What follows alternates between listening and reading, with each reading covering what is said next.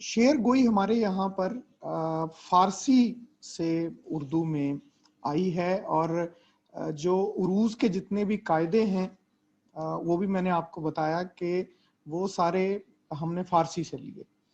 हमारा यहाँ जो मुकामी, अब सवाल ये पैदा होता है, आमतौर पर लोगों के जहन में भी ये बात होती है कि क्या जब तक फारसी की रिवायत उर्दू में नहीं आई थी उस वक्त तक यहाँ पर शायरी नहीं हो रही थी, उस वक्त तक यहाँ पर कोई तख्लीक की सूरत नहीं थी क्या?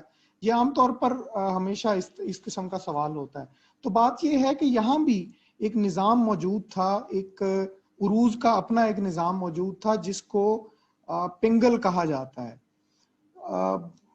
जो उरूज में, या यूं समझें कि जो फारसी से हमारे यहाँ रिवायत आई, फारसी से शायरी का फन आया, उसमें उन कायदों को जिनको हम उरूज कहते हैं, उसमें और पिंगल में बुनियादी तौर पर फर्क ये है कि उरूज में अरकान को बुनियाद बनाकर जो शायरी के औजान हैं, शायरी की बहूर हैं, उन पर बात की जाती थी अरकान के हवाले से। जबकि पिंगल जो है ये ज्यादातर मौसीकी से जुड़ी हुई चीज थी, क्योंकि इसमें अरकान की बजाय मात्रों से शायरी का वजन तय किया जाता था, या जो भी चीज गाई जा रही होती थी उसका वजन जो है वो मात्रों से तय किया जाता था। तो बहरहाल एक निज़ाम ऑलरेडी मौजूद था। आपको सवाल आ जाए पेपर में कि जब फारसी शायरी की रिवायत नहीं आई थी हमारे यहाँ उर्दू शायरी में, या उसके असरात नहीं आए थे, तो उस वक्त तक यहाँ पर कौन सा उरूजी निज़ाम राइज था, तो वो आपको पता होना चाहिए। अच्छा, फिर इसी तरह से जो असनाफ हैं, जो नज्म की असनाफ हैं, शायरी की असनाफ हैं, ये भी हमारी उर्दू शायरी ने ज्यादातर फारसी से ली हैं। लेकिन ये नहीं है कि पहले यहाँ पर कोई असनाफ मौजूद नहीं थी, यहाँ पर पहले भी असनाफ मौजूद थी। मुकामी शायरी में हिंदुस्तानी असनाफ होती थी, लेकिन वो सारी असनाफ ज्यादातर ऐसी ही थी जिनका ताल्लुक गाए जाने या मौसीकी से था, या रागों से होता था उसका ताल्लुक, जिसको आप राग कहते हैं शायरी में, मौसीकी में, उसकी बुनियाद पर असनाफ बनाई गई होती थी। मसलन एक सिंफ हिंदी शायरी की होती थी बसंत, एक हिंदी शायरी की सिंफ होती थी मल्हार। अब मल्हार जो है ये बुनियादी तौर पर राग का नाम है, ठीक है।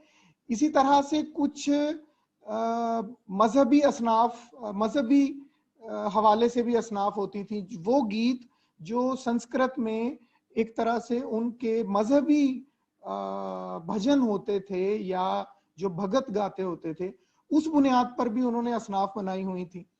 तो हमने भी बनाई है। हमने जब मुसलमान इस खित्ते में आए हैं, और आप अगर उर्दू शायरी को देखें तो कुछ असनाफ मजहबी एतबार से आपने भी बनाई हैं। मसलन हमद है, नात है, मरसिया है, सलाम है, मनकबत है, ये सारी बुनियादी तौर पर मजहबी एक मौजू से मुतल्लिक है। फिर कुछ असनाफ मुकामी होती थी ऐसी, जो जिनको कह लें कि वो लोक मौसीकी की असनाफ होती थी।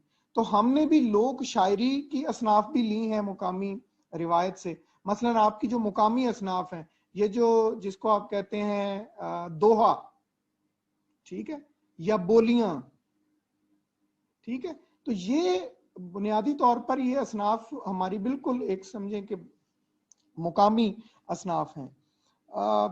तो हमने भी उन मुकामी असनाफ को भी हम लेके चले हैं, कुछ हमने मजहबी असनाफ भी बनाई हैं। लेकिन जब हम सिन्फ की बात करते हैं नज्म की रिवायत में खास तौर पर, तो इसको दो एतबार से आप डिवाइड कर सकते हैं इसके मुताले को। एक वो असनाफ हैं जिन्हें हम कहेंगे कि ये मौजुआती हैं, और दूसरी वो असनाफ हैं जो हायती हैं या हायत के एतबार से हैं या असालीब के एतबार से हैं, ठीक है। तो जो मौजुआती असनाफ हैं, अगर आप उर्दू शायरी की रिवायत देखें तो उसमें मसलन मसनवी है, कसीदा है, मरसिया है, मनकबत है या सलाम है। फिर आपने भी मजहबी असनाफ बनाई, हमद है, नात है, ठीक है। پھر اس سے ہٹ کر تھوڑی سی کچھ عوامی موضوعات کے حوالے سے بھی اصناف ہیں، مثلا شہر آشوب ہے، ٹھیک ہے.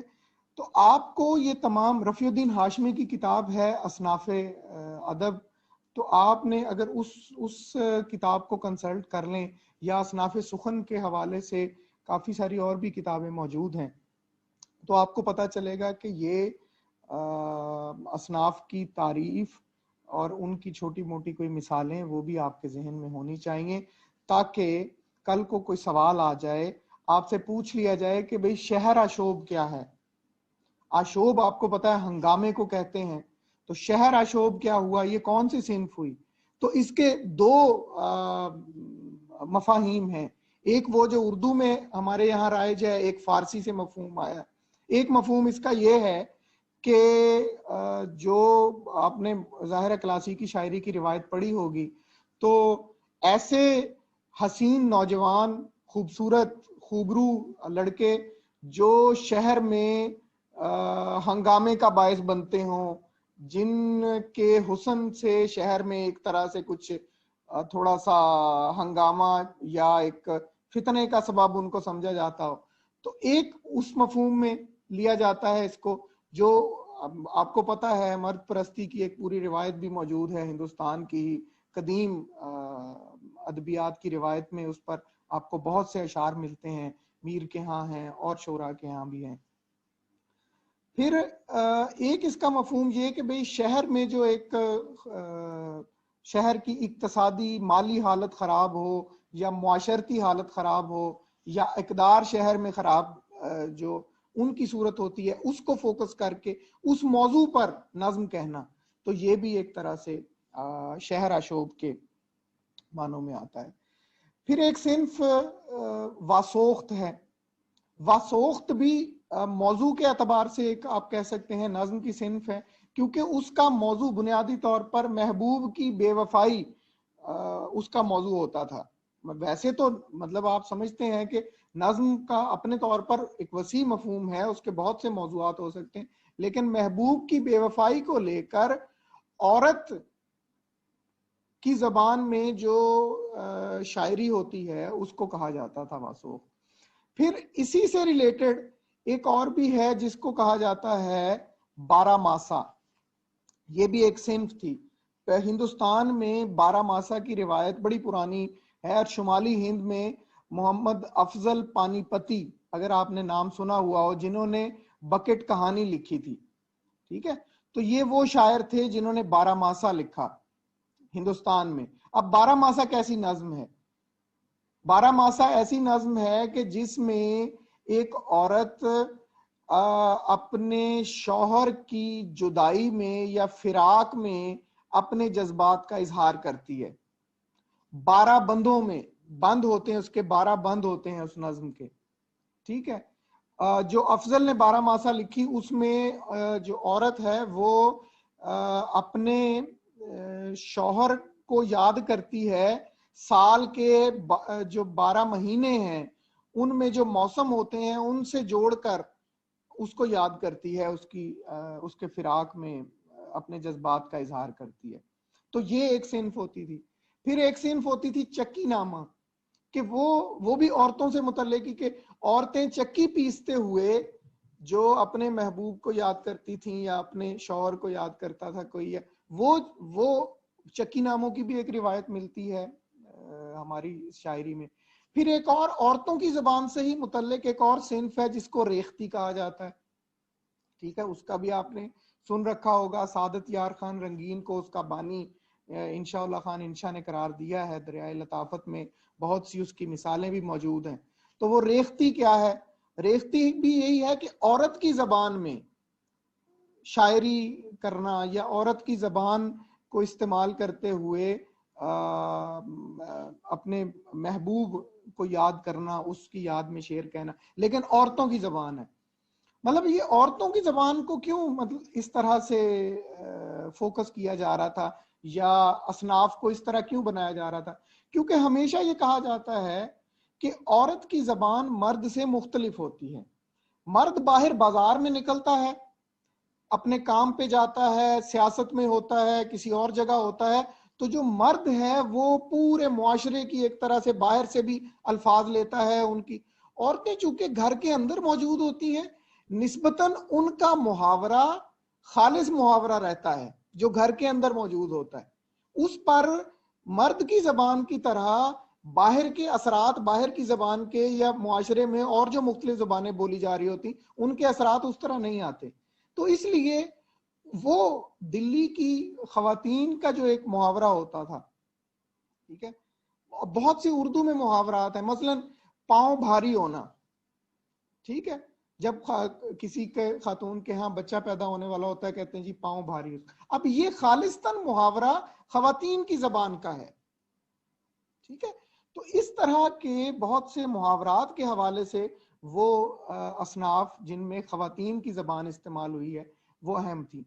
تو یعنی اس حوالے سے آپ اصناف بناتے ہیں.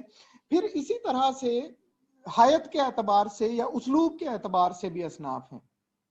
مثلا اس میں آپ نے سن رکھا ہے کہ جی ایک مسدس ہوتی ہے، ٹھیک ہے، ایک مخمس ہوتی ہے، ایک ترکیب بند ہوتا ہے، ایک ترجیح بند ہوتا ہے، ایک مستضاد ہے ایک صنف کا نام، ایک صنف کا نام ثلاثی یا مثلث ہے. یہ مختلف اصناف ہیں. پھر اسی طرح ایک صنف ہائیکو بھی ہے، ٹھیک ہے. تو یہ وہ اصناف ہیں کہ جن کو حیت کے اعتبار سے جن کا ذکر آتا ہے.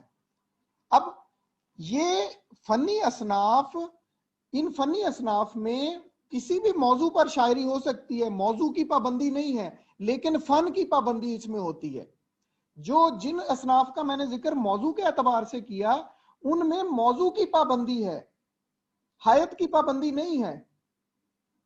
سمجھ رہے ہیں نا میری بات کو؟ یعنی جو نعت ہے یا مرثیہ ہے یہ کسی بھی حیت میں لکھا جا سکتا ہے، لیکن موضوع کیا ہوگا؟ نبی پاک صلی اللہ علیہ وسلم کی تعریف، ٹھیک ہے. اسی طرح مرثیہ جو ہے وہ کسی بھی حیت میں لکھا جا سکتا ہے، مسدس میں لکھو، مخمس میں لکھو، ترجیح بند، ترکیب بند، کسی میں بھی لکھو، لیکن موضوع کیا ہوگا؟ وہی ایک وائڈر پرسپیکٹو میں وہی سن ہے کربلا، اور یا جو لوگ دنیا سے چلے جاتے ہیں ان کی یاد میں جو آپ نظم کہتے ہیں، ٹھیک ہے. قصیدہ بھی اسی طرح ایک موضوع پہ رہے گا سکتا ہے. لیکن جن میں اصناف کو ایک طرح سے یا جو فنی حیتیں بتا رہا ہوں آپ کو نظم کی، یہ وہ ہیں کہ جن میں موضوع کوئی بھی ہو سکتا ہے. جیسے حالی نے مسدس حالی مد و جزر اسلام، اسلام کی اونچ نیچ نشیب و فراز اس پر لکھا ہے، تو وہ بھی اس کا موضوع ہو سکتا ہے. مسدس کوئی ضروری نہیں ہے کہ یہی ہو، محبوب کی یاد میں آپ مسدس لکھ سکتے ہیں، مخمس لکھ سکتے ہیں، ترجیح بند لکھ سکتے ہیں، ترکیب بند لکھ سکتے ہیں، کچھ بھی لکھ سکتے ہیں. تو بات یہ ہے کہ یہ جو ہم فن کے اعتبار سے بات کر رہے ہیں یہ بھی وہ حیاتی ایک طرح سے اصناف ہیں جن میں مختلف موضوعات پر نظمیں لکھی جاتی ہیں. میں نے جو چھوٹا سا ایک ڈاکومنٹ بنا کر کے یہ تقسیم کیا تھا وہ بھی میں آپ کو دکھا دیتا ہوں.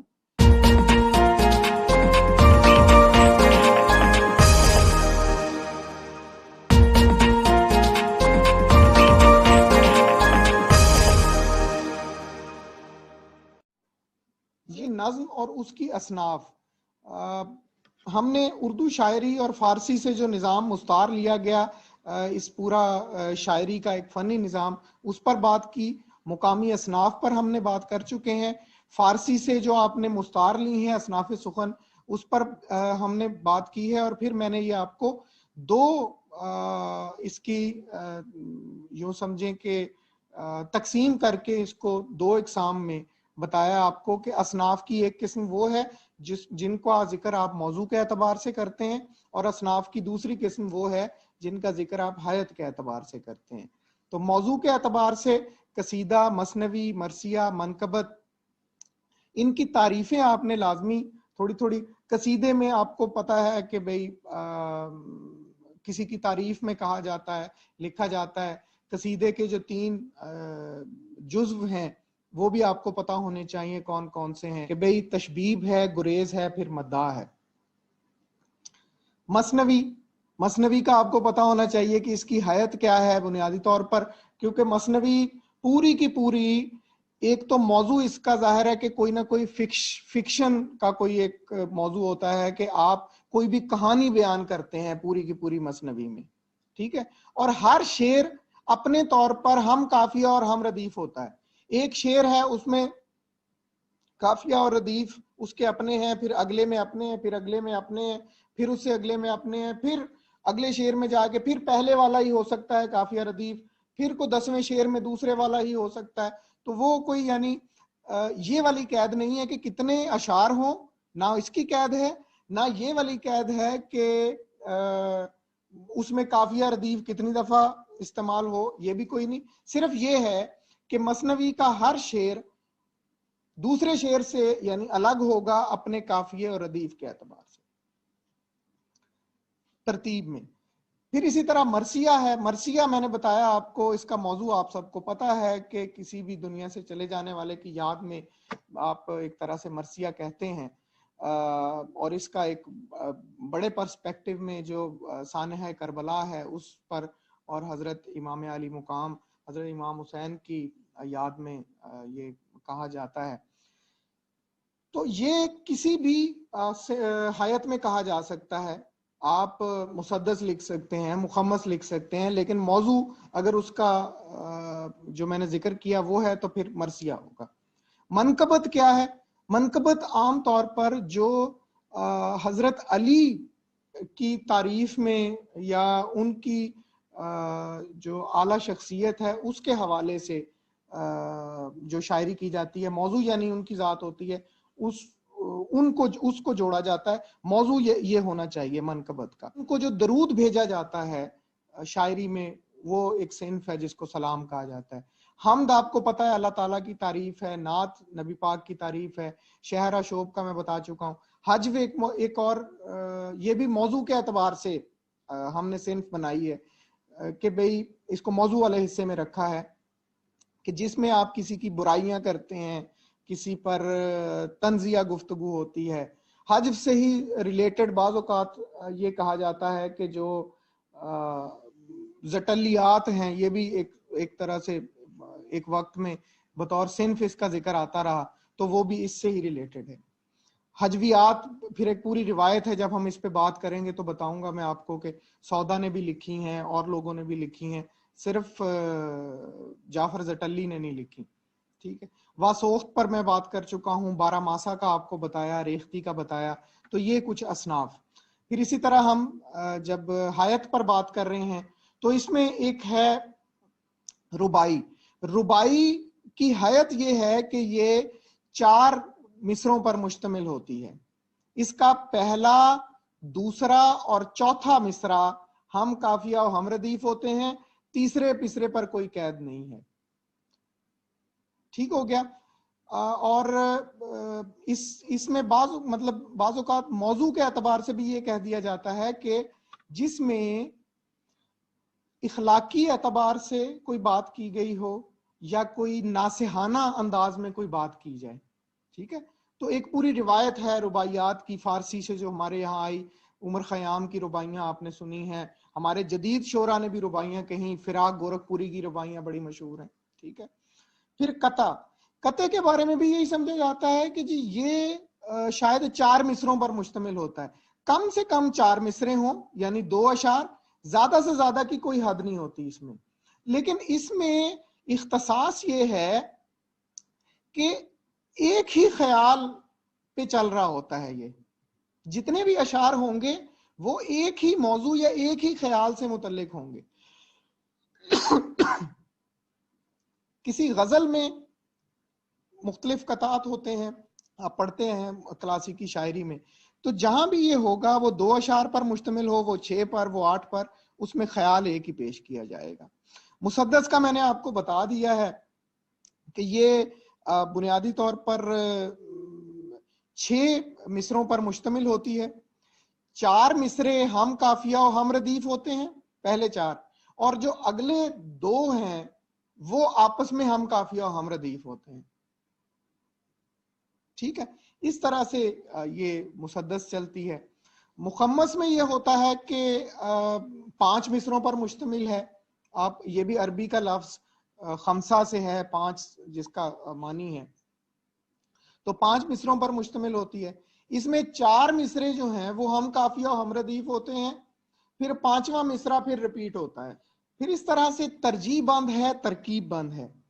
तरजीह बंद में ये होता है कि एक शेर बिलफर्ज ये 6 मिसरों पर मुश्तमिल है एक बंद इसका, तो इसका जो एक शेर है आखिर वाला 5वां और 6ठा मिसरा, वो टीप का शेर होता है। क्या होता है? टीप का शेर होता है। अगले बंद में जाएंगे तो 4 मिसरे मुख्तलिफ होंगे, फिर वही टीप का एक शेर रिपीट होगा। फिर अगले बंद में जाएंगे तो 4 मिसरे मुख्तलिफ होंगे, एक वही टीप का शेर रिपीट होगा। सेम टू सेम वही शेर रहता है इसमें। इसको तरजीह बंद कहते हैं। ठीक है। तरकीब बंद भी ऐसा ही है, लेकिन उसमें फर्क ये है कि टीप का शेर नहीं होता, हर दफा नया शेर आता है कोई ना कोई। सुलासी क्या है? ये मुसल्लस भी इसको कहा जाता है। पूछा जा सकता है, गो के ये कदीम सिन्फ है लेकिन पूछा जा सकता है। ये 3 मिसरों पर मुश्तमिल होती है, और इसमें जो तीसरा मिसरा है, पहले 2 मिसरे चेंज हो जाते हैं, पहले बंद पर हम काफिया होता है वो मिसरा। मुस्तजाद ये भी अब कदीम सिन्फ है। इसमें ये होता है कि हर शेर के साथ एक टुकड़ा जोड़ दिया जाता है। इसकी भी मैं मिसाल आपको दिखाता हूं। हाइको जो है ये भी 3 मिसरों पर मुश्तमिल होती है, और 3 मिसरों के अंदर ही आपने अपने मौजू पर जो बात करनी है उसको आप मुकम्मल करते हैं। तो मैं ये आपसे शेयर करता हूं। मसलन ये मुसद्दस आप देखें जरा।